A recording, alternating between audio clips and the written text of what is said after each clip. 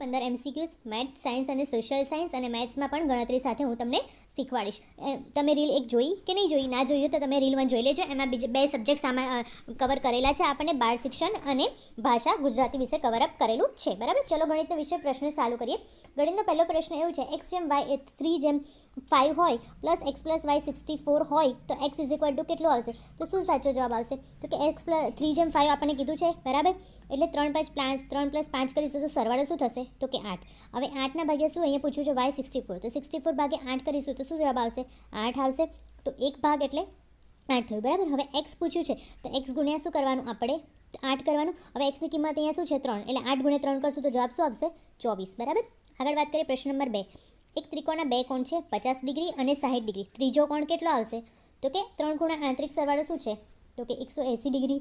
બરાબર, ત્રીજો કોણ છે એટલે અહીંયા એવું કીધું છે આપણે બે કોણ આપે છે એટલે 180 - 50 + 60 કરશું આપણે એટલે શું થશે? આનો જવાબ 110 આવશે. 180માંથી 110 જાય તો શું રહે? તો કે 70. તો આપણો જવાબ આવશે 70 ડિગ્રી. બરાબર, આગળ વાત કરીએ, જો કોઈ સંખ્યાનો 40% ઇઝ ઇક્વલ ટુ 120 હોય તો સંખ્યા કેટલી છે? તો આના ધારવાનો ક્વેશ્ચન છે. આપણે કોઈપણ સંખ્યા x છે એ તરીકે ધારી. બરાબર, કોઈપણ સંખ્યા x છે આપણે ધારી.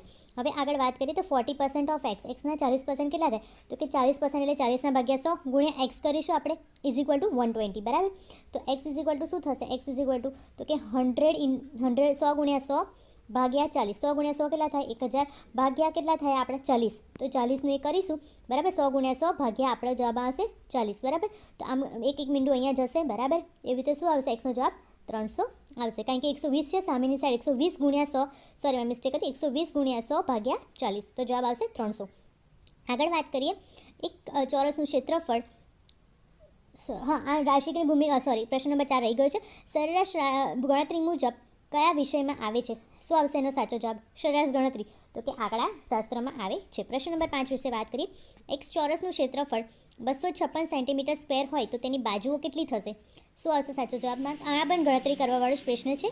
બરાબર, તો એના માટે ગણતરી કરીએ. 256 સેન્ટીમીટર તે કોનું વર્ગમૂળ છે? તો કે 16નું વર્ગમૂળમાંથી આવે. તો જવાબ શું થશે આપણો? 16 સેન્ટીમીટર. બરાબર, હવે આગળ વાત કરીએ વિજ્ઞાનના પ્રશ્નો વિશે. બરાબર, વિજ્ઞાનના પ્રશ્નમાં છે પહેલો, માનવ રક્તમાં ઓક્સિજનનું વહન કયો ઘટક કરે છે? શું જવાબ આવશે સાચો?